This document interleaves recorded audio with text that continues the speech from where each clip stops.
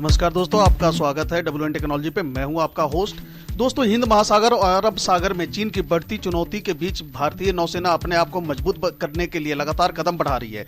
इसी कड़ी में नौसेना 26 लड़ाकू विमानों को खरीदने के लिए योजना बना रही है। इसके लिए 5 अरब अमेरिकी डॉलर का टेंडर जारी किया गया। इसके लिए भारतीय नौसेना मुख्यालय द्वारा फ्रांस के लड़ाकू विमान राफेल और अमेरिका के F-18 विमानों के व्यापक परीक्षणों की रिपोर्ट का मूल्यांकन किया है। राफेल जेट प्लेन का समुद्री वर्जन है राफेल मरीन। क्या है इसकी खासियतें और कैसे बढ़ाएगी भारतीय नौसेना की ताकत?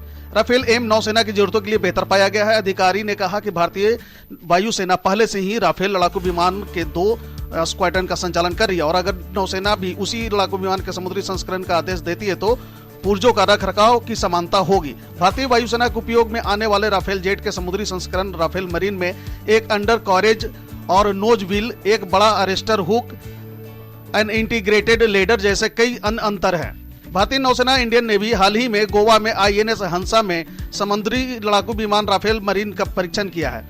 इसे राफेल के जेट विमान का समुद्री संस्करण बताया जा रहा है, जिसकी नौसेना में शामिल होने के बाद देश के सैन्य ताकत बढ़ जाएगी। भारतीय नौसेना स्वदेशी विमान वाहक IAC विक्रांत के लिए समुद्री लड़ाकू जेट राफेल का एक बैच खरीदने की योजना बना रही है। भारत की जरूरतों के लिहाज से फ्रांसीसी लड़ाकू विमान कंपनी क्षमताओं का प्रदर्शन करने के लिए एक परमाणु सक्षम राफेल मरीन भेजा है। पिछले महीने भारत यात्रा पर आई फ्रांस की रक्षा मंत्री IAC के लिए जेट विमानों का आपूर्ति करने के संकेत दिए थे। दिसंबर 2021 में भारत की यात्रा पर आई फ्रांस की रक्षा मंत्री फ्लोरेंस पार्ली ने कहा था कि उनका देश भारत को जरूरत पड़ने पर अतिरिक्त राफेल लड़ाकू विमान उपलब्ध कराने के लिए तैयार है। भारत प्रशांत एक बहुत विस्तृत क्षेत्र है और चीन के साथ संबंधों में तनाव के कारण इस बड़े क्षेत्र में पूर्वी हिस्से पर रणनीतिक ध्यान अधिक है। फ्रांस और भारत अंतर्राष्ट्रीय समुद्री कानून के महत्वपूर्ण के मुद्दों पर समान विचार साझा करते हैं।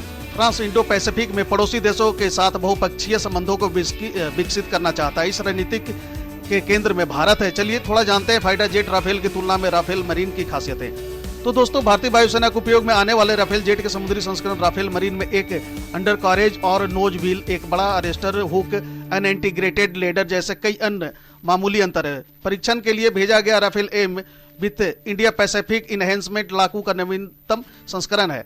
यह अस्की टेक ऑफ के लिए 4 से 5 टन भारी एवं पूर्ण आंतरिक ईंधन के साथ तक ले जा सकता है। यह कम आंतरिक ईंधन के साथ या मिशन की आवश्यकताओं के आधार पर अधिक हथियार ले जा सकता है। इस प्रकार यह सभी भूमिकाओं को पूरा कर सकता है, जिसमें लड़ाकू हवाई गश्त, interception, AD escort as well as sea and land strike पूर्ण आंतरिक ईंधन के साथ शामिल है। परमाणु सक्षम राफेल एम हवा से हवा में मार करने वाली मिसाइल, उल्का हवा से जमीन पर मार करने वाली मिसाइलें स्कैल्प और हैमर प्रिसीजन गाइडेड गोला बारूद ले जा सकता है। आइए जानने की कोशिश करते हैं आखिर क्यों फ्रांसीसी कंपनी ने की है पेशकश। फ्रांसीसी रक्षा क्षेत्र की दिग्गज कंपनी दसॉल्ट एविएशन ने भारतीय नौसेना के लिए समुद्री लड़ाकू जेट राफेल एम देने की पेशकश की है। नौसेना भारत के पहले स्वदेशी विमान वाहक INS विक्रांत को अपने बेड़े में शामिल करने से पहले रूसी MiG-29K को बदलना चाहती है। इसलिए फ्रांस ने भारत की विशिष्ट आवश्यकताओं के साथ अपनी लड़ाकू क्षमताओं का प्रदर्शन करने के लिए समुद्री लड़ाकू विमान राफेल एम भेजा है, ताकि स्की जंप करने की क्षमता का प्रदर्शन किया जा सके। इसमें अच्छी बात यह है कि INS विक्रांत और INS विक्रमादित्य से भी इसे लॉन्च किया जा सकता है। नौसेना ने 2017 में 57 नए लड़ाकू विमानों के लिए विदेशी कंपनियों को सूचना के लिए अनुरोध किया था।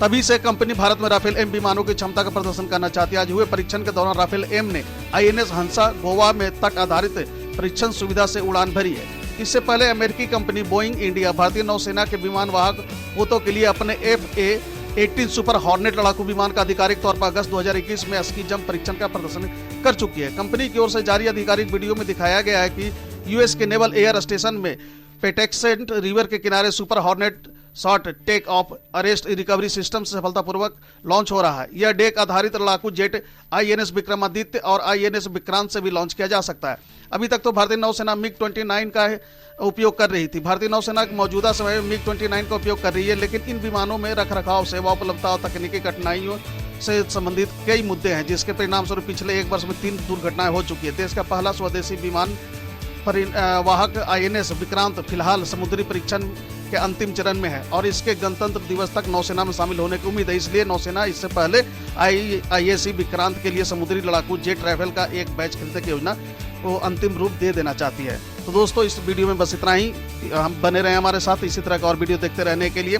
अगर आपने अभी तक हमारे चैनल को सब्सक्राइब नहीं किया तो आपसे आग्रह है कि आप प्लीज मेरे चैनल को सब्सक्राइब करें और अपने दोस्तों के साथ शेयर करें। Thank you, God bless you.